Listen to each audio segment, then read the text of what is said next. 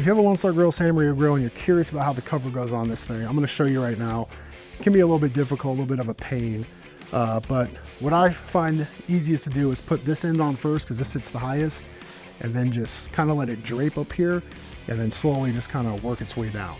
Now, with that said, the old covers were a little bit different. They have newer ones now. The main thing to remember is on the new cover, there is a zipper portion. The zipper portion goes over the side with the wheel or the crank. The other side is what goes over there. So I'm gonna show you how I do this. I always unzip this first because it just makes it a little bit easier to form it around things. And then I just,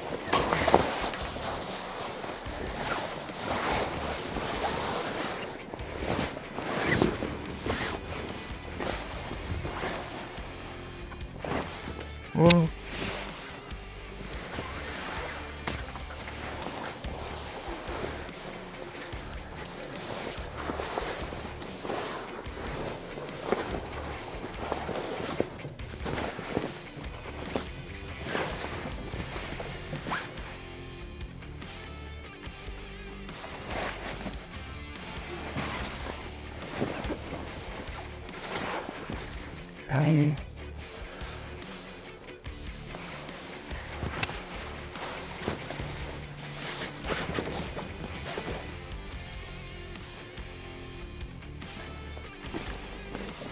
and that's it.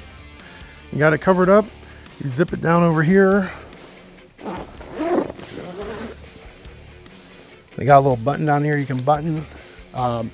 They do recommend the sides.